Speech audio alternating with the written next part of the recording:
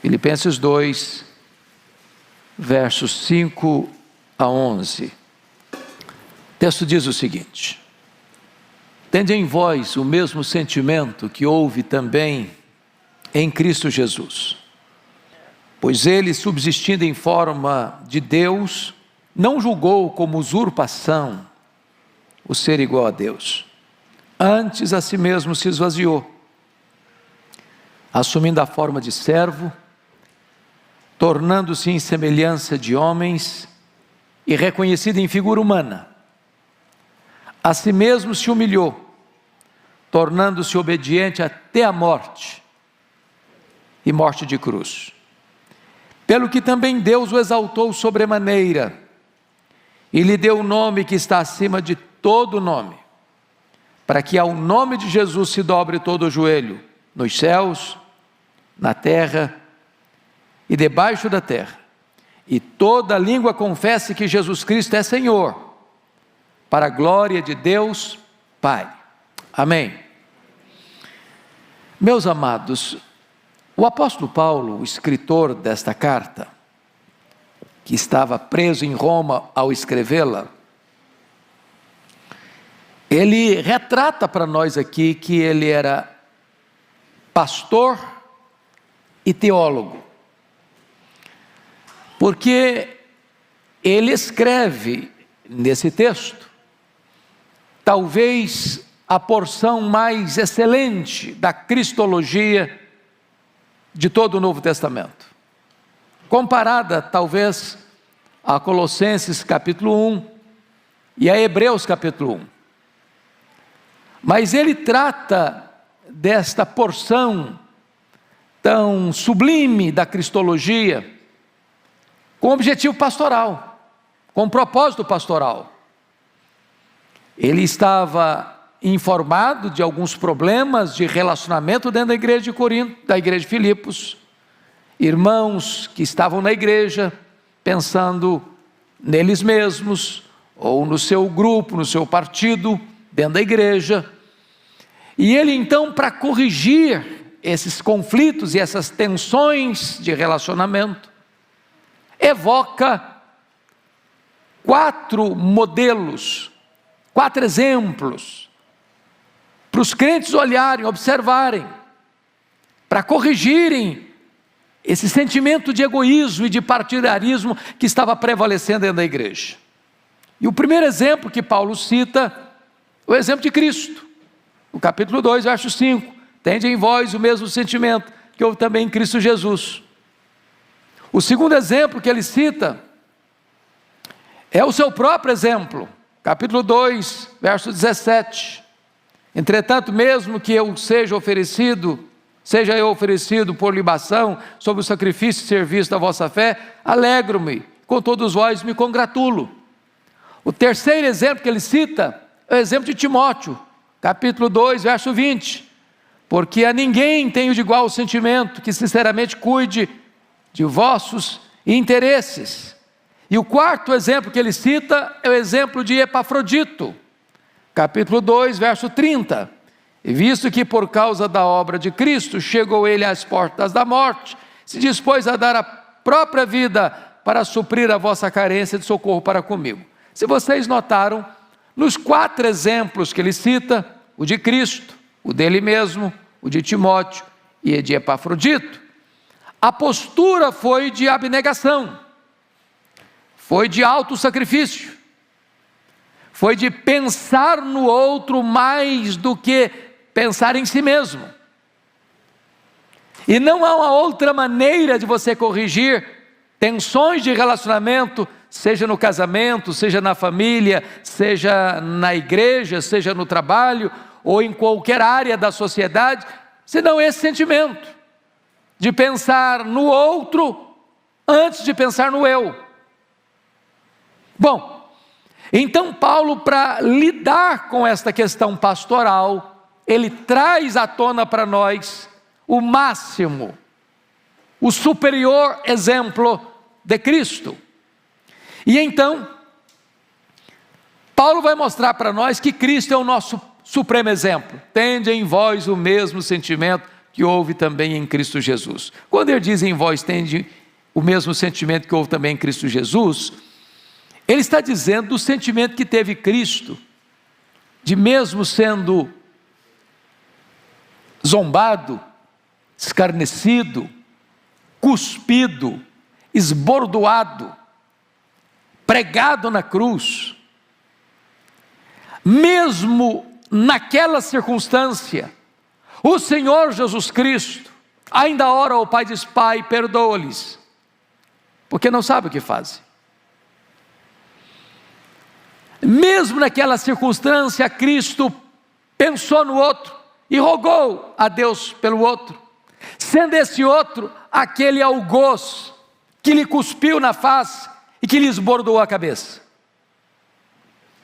Pois bem, dito isto, eu gostaria que nós entendêssemos nesse espírito de Natal, porque estamos celebrando o Natal de Jesus, olhar nesse texto dois momentos fundamentais da vida de Cristo. A primeira delas, ou o primeiro momento deles, foi a humilhação de Cristo. Vejam vocês comigo alguns degraus dessa descida. Primeiramente, no versículo 6 está escrito o seguinte, olha aí, Filipenses 2, versículo 6, pois ele, subsistindo em forma de Deus, não julgou como usurpação o ser igual a Deus. Então a primeira coisa que você nota é que Jesus voluntariamente abre mão dos seus direitos. Agora entendamos isso. O que é uma usurpação? Quando você diz assim, fulano usurpou algo, o que você está dizendo? Que ele está ocupando ou quis ocupar uma posição que não lhe é cabível, que não lhe é legítima, que não lhe é de direito. Está usurpando, ocupando aquela posição sem direito, sem legitimidade, de forma, às vezes, desonesta. Agora, a pergunta é, Jesus era Deus? E a resposta é sim, ele era Deus. Antes que houvesse mundo, ele era Deus. Antes da criação do universo, ele era Deus. Antes que existisse todas as coisas, ele já tinha plena comunhão e honra e glória com o Pai, lá nos refolhos da eternidade.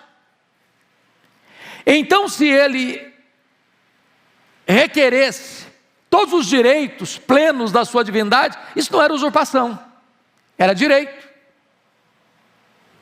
Mas mesmo tendo direito, ele abre mão, ele renuncia direitos, para mostrar para nós o máximo exemplo de renúncia e de abnegação. E claro que Paulo aplica isso à questão pastoral de relacionamentos, porque qual a maior causa dos conflitos nossos relacionais? Não, mas eu estou no meu direito, mas eu não abro mão do meu direito, mas eu não cedo, mas eu não perdoo, fui eu que fui humilhado, fui eu que fui prejudicado, fui eu que fui injustiçado. Agora vamos entender que ele, subsistindo em forma de Deus, não julgou como usurpação ser igual a Deus.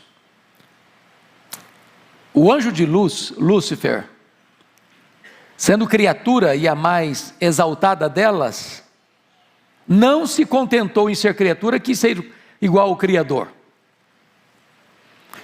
Ou o homem, Adão, colocado no Éden, como gestor de toda a obra da criação, sobre as aves do céu, sobre os animais da terra, sobre os peixes do mar.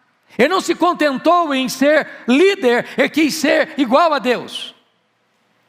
E Jesus, sendo Deus, não julgou como usurpação ser igual a Deus. Então a primeira coisa que Paulo trata para nós acerca de Cristo é que ele é o máximo exemplo para nós de renúncia, de abrir mão de direitos. Agora vamos ao segundo degrau desta descida, desta humilhação. Veja você comigo, no versículo 7. Antes a si mesmo se esvaziou. Agora preste bem atenção no termo. Ele não foi esvaziado, ele se esvaziou. Ninguém tinha poder de esvaziá-lo, ele se esvaziou. Mesmo quando os homens o chamaram de endemoniado, de beberrão, isso não o atingiu, isso não o afetou, isso não mudou a natureza dele. Se as pessoas falarem mal de você, ou acusarem você, tem duas opções: ou isso é verdade ou isso é mentira. Se falarem mal de você, se for mentira, isso não atinge você, é mentira. Se as pessoas falarem mal de você e elas tiverem razão, você não tem que ficar irritado, porque elas têm razão, é verdade. Não era o caso de Cristo. Os homens chamaram a Jesus de endemoniado, de beberrão. Isso não afetou porque ele não era isso. Ninguém pode esvaziá-lo, mas ele a si mesmo se esvaziou. Agora, o que significa isso? Que ele abriu mão da divindade dele? Não, ele nunca deixou de ser Deus. Porém, ele abre mão de privilégios, daquela honra e glória que ele tinha com o Pai, antes da fundação do mundo, de estar lá na glória, cercado de anjos, querubins e serafins, que o adoravam e o serviam. E ele se esvazia, sendo ele transcendente, nem os céus dos céus podendo contê-lo, e ele se esvazia a ponto de se transformar num zigoto, num embrião, num feto, num bebê que nasce de uma virgem, enfaixado em panos, deitado numa manjedoura. Ele se esvazia a ponto de, sendo santo, se fazer pecado, sendo bendito eternamente, se fazer maldição, de não tendo nenhum ponto de culpa em relação à lei, assumindo o nosso lugar, carregando sobre o seu corpo, no madeiro, os nossos pecados, ter que sofrer a sanção da lei, porque o salário do pecado é a morte, e ao se fazer pecado por nós, a morte, a lei exigiu a morte dele. Tudo isso está embutido nessa palavra, a si mesmo se esvaziou. Renunciou suas riquezas, sendo rico, diz 2 Coríntios 8:9, ele se fez pobre, Criador e dono de todas as coisas, nasceu num berço pobre, foi deitado numa estrebaria, cresceu numa carpintaria, não tinha onde reclinar a cabeça, e morreu numa cruz, precisou de um túmulo emprestado para ser sepultado. Ele se submete plenamente ao Pai, para cumprir a vontade do Pai. Ele se esvaziou. E a pergunta eu lhe faço agora, aplicando pastoralmente, porque era essa a intenção do apóstolo Paulo, nas lidas, nas tensões e conflitos interrelacionais com as pessoas, eu pergunto a você, quando foi que você renunciou? Quando foi que você abriu mão de alguma coisa? Quando foi que você não reivindicou os seus direitos e abriu mão? Cristo é o nosso exemplo. Mas Cristo desce a um terceiro degrau. Olha comigo o versículo 7. Ele não só se esvaziou, mas ele assumiu o quê? A forma de servo. Haviam 3 palavras no grego para servo. a palavra diáconos, a palavra doulos e a palavra ripereta. O servo era o doulos, era o escravo da orelha furada, propriedade do seu dono. E ele sendo o rei dos reis, e ele sendo o senhor dos senhores, ele se esvazia a ponto de se transformar um servo. E ele deixou isso claro: eu não vim para ser servido, eu vim para servir. E ele inverte a pirâmide, porque no mundo, quem é importante? É quem tem muitas pessoas a seu serviço. E a pirâmide do reino de Deus está de ponta cabeça, porque agora o mais importante é o servo de todos. Se você quer ser grande no reino, você vai ter que servir, porque o seu Senhor veio para servir. Me permita um exemplo bíblico para ilustrar. Lá no cenáculo, quando os discípulos estavam ao redor da mesa para participar da Páscoa, não se assentava à mesa sem lavar os pés, sem lavar as mãos, até porque eles não tinham sapatos fechados como os nossos, e as estradas eram empoeiradas, até porque Jerusalém está dentro de um deserto, certamente as ruas não eram asfaltadas, e quando se assentaram, tinha até uma bacia, tinha até água, tinha até toalha, mas não tinha nenhuma disposição de nenhum dos discípulos de exercer o papel de doulos, de servo. E eles se assentaram à mesa assim mesmo. E na medida em que eles sentaram, eles começaram a conversar entre eles, quem era o maior, quem era o mais importante, quem tinha mais prestígio. Esse é o papo do ser humano, não? Feira de vaidades, passarela das vaidades. Quando Jesus se levanta, se cinge com a toalha, pega uma bacia e começa a lavar os pés dos seus discípulos. E eu imagino o constrangimento. A Bíblia não conta todo o registro, porque ela não tem esse propósito de descer a detalhes, mas destaca, por exemplo, a reação de Pedro. Tu me lavarás os pés a mim? E Jesus diz: o que eu faço agora tu não entendes, entendê-lo-ás depois. E ele, perplexo, chocado, disse: não me lavarás os pés, eu não vou permitir isso, que tu te humilhes esse ponto. E Jesus disse: se eu não te lavar os pés, tu não tens parte comigo. E ele responde: então o senhor lava os pés, o senhor lava as mãos, o senhor lava a cabeça. Aí Jesus: você não está entendendo nada, todos vocês estão limpos, exceto um que era Judas Iscariotes, só basta lavar os pés. Mas terminada essa cerimônia, Jesus retorna à mesa e diz assim: vós me chamais o Mestre e o Senhor, e fazeis bem, porque eu sou. Mas eu vos dei o exemplo. Em outras palavras, você que é Mestre, você que é Senhor, sirva, se você quer imitar a Cristo.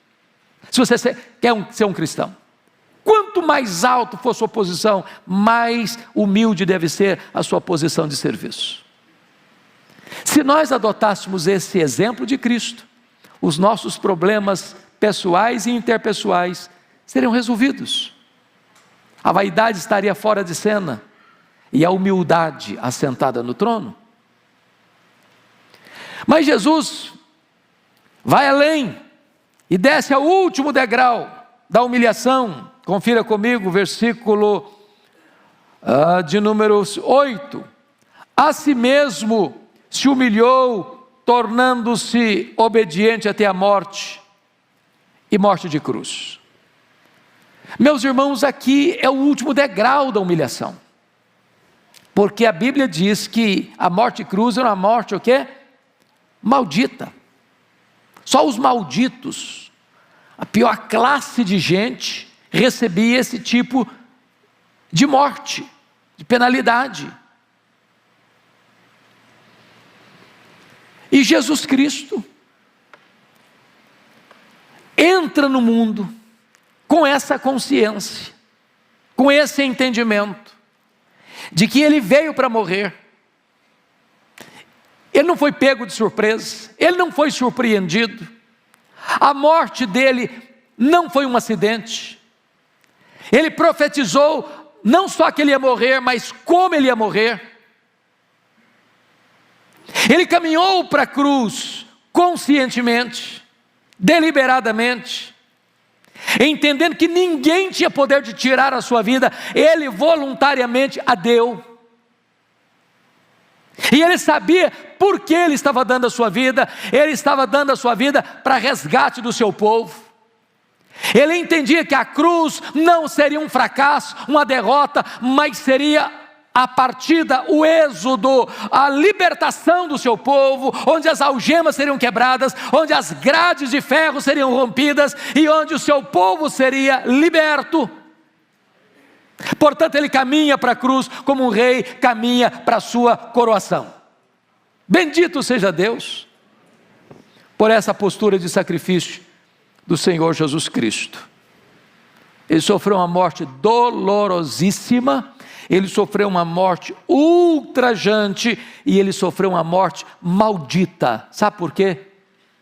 Porque nesse momento ele se colocou exatamente no seu e no meu lugar, para cumprir a lei e para satisfazer a justiça divina, para nos libertar, nos remir, nos salvar, nos perdoar e nos fazer novas criaturas.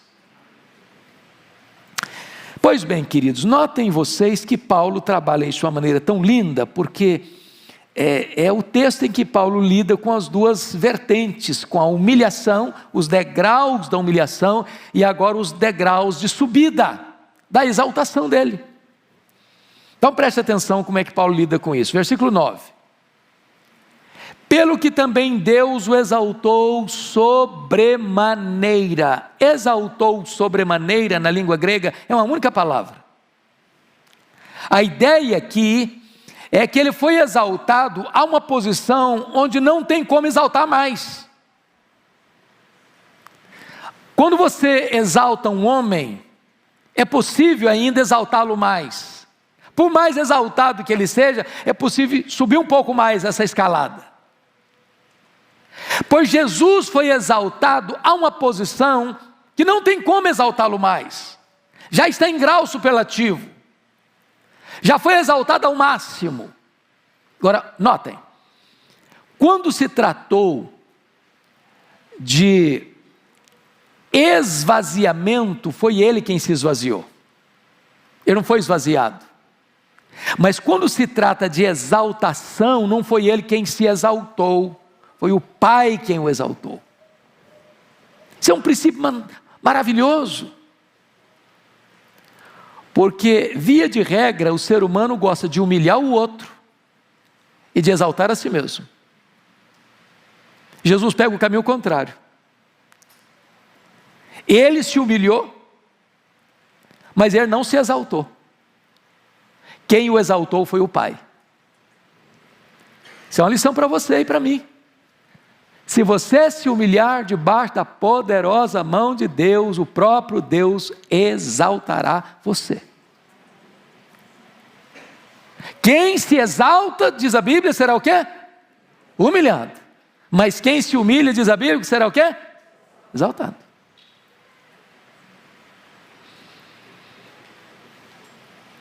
Agora, talvez você pergunte, de que maneira Deus o exaltou sobremaneira? Quais são os passos dessa exaltação?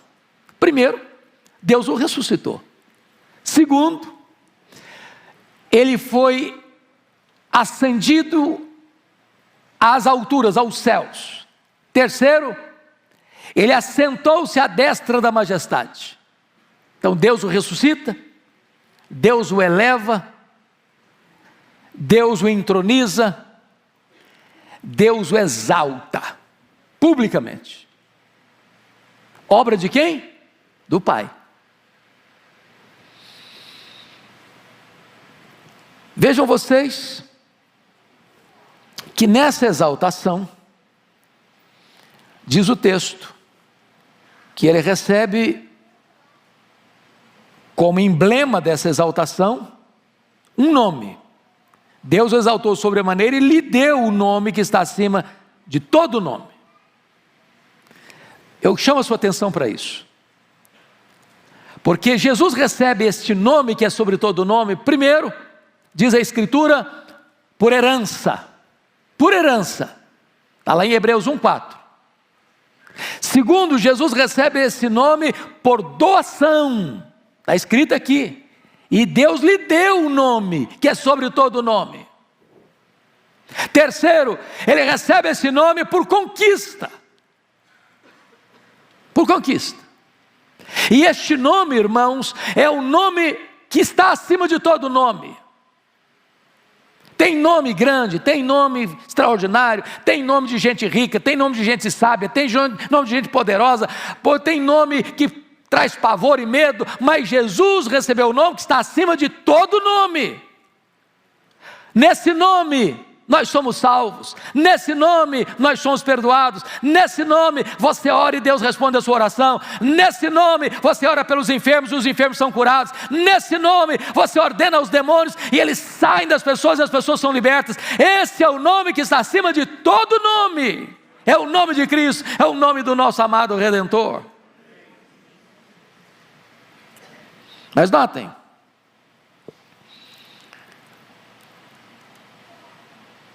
no versículo 10, Paulo diz, para que ao nome de Jesus se dobre todo o joelho nos céus, na terra e debaixo da terra. Aqui este nome também, na exaltação, exige aqui uma rendição de todos. E quando ele diz, se dobre todo o joelho nos céus, a quem ele está se referindo? Aos seres angelicais. Na terra, a quem ele está se referindo? Aos seres humanos. Debaixo da terra, a quem está se referindo? Aos demônios. Em outras palavras, não há possibilidade, nem nos céus, nem na terra, nem debaixo da terra, existir alguém que tenha poder de resistir à autoridade do nome, suplantar a autoridade do nome, porque diante desse nome, todo o joelho precisa se dobrar. Os anjos se dobram, os homens se dobram e os demônios se dobram.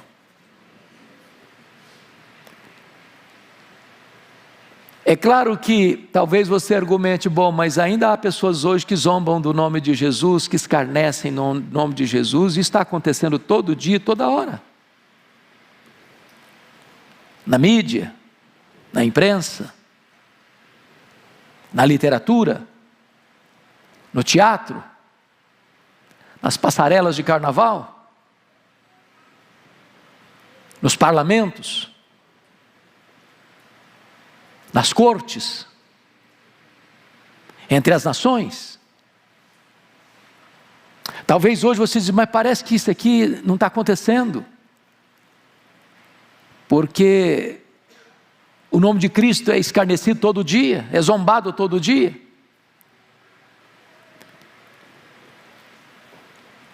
É como se Deus estivesse dando corda. Dando corda. Foi o que aconteceu com Jesus. A hora das trevas é a hora em que os homens pensam que estão no poder e cospem Jesus. E chutam Jesus. E cravam a cabeça, uma coroa de espinho na cabeça de Jesus. E esbordoam Jesus. E zombam de Jesus. Mas, amados irmãos, a hora das trevas tem hora para começar e tem hora para terminar.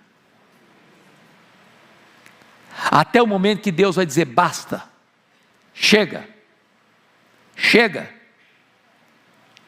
E aí, os poderosos deste mundo, os grandes deste século, vão entrar num processo total de pânico, de desespero, de pavor, porque eles estarão diante deste, que recebeu o nome que é sobre todo nome, quando ele em majestade e glória vai se manifestar, como juiz de vivos e de mortos. E todos, grandes e pequenos, terão que comparecer. E terão que ser julgados. E a cena do juízo é tão dramática que os homens vão querer que os montes caiam sobre eles. Eles, com as pernas bambas, vão querer se esconder nas cavernas mais escuras. E eles vão querer fugir da própria morte, mas a morte vai fugir deles. E eles vão ter que enfrentar o Senhor, o nome sobre todo nome, que vai julgá-los com reta justiça. E todos que zombaram, que escarneceram, que não voluntariamente se curvaram, vão ter que necessariamente se curvar diante de Jesus, e toda língua vai ter que confessar que Ele é Senhor, para a glória de Deus Pai. E o diabo será lançado no lago do fogo, e o anticristo será lançado no lago do fogo, e o falso profeta será lançado no lago do fogo, e a morte será lançada no lago do fogo, e o diabo também lá no lago do fogo, e todos os ímpios cujos nomes não estão escritos no livro da vida, no lago do fogo serão lançados, e o seu nome, o nome de Jesus, será proclamado pelos séculos dos séculos. Ele é o Senhor, e todo joelho vai ter que se dobrar, e toda língua vai ter que confessar que Ele é Senhor, para a glória de Deus Pai. Essa é a verdade, irmãos, tão sublime que Paulo está nos apresentando. Mas notem vocês que esta exaltação, ela tem que ser não só reconhecida, mas ela vai ter que ser proclamada. Porque o texto diz: e toda língua confesse. Não é só joelho dobrando não, é língua confessando. E preste atenção que isso é lá do começo da história, viu? Pensa nos faraós do Egito. Pense comigo nos grandes potentados dos grandes impérios. Senaqueribe, Nabucodonosor, Ciro o Grande, Dario I, Alexandre o Grande. Pense comigo nos Césares de Roma. Pense comigo em Hitler, em Stalin, Mao Tse Tung, Karl Marx. Nos déspotas, nos facínoras, nos filósofos ateus, nos zombadores, nos escarnecedores, nos piadistas, que fazem troça e chacota do nome de Jesus. Eles não só vão ter que ajoelhar, eles vão ter que confessar que Jesus Cristo é Senhor, para a glória de Deus Pai.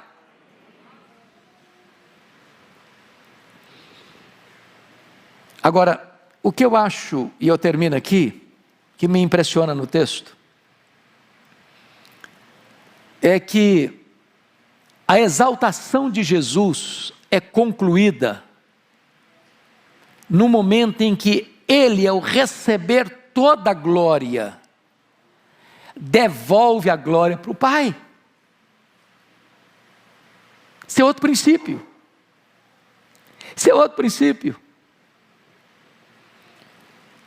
Às vezes alguém reconhece o seu valor, proclama seus feitos,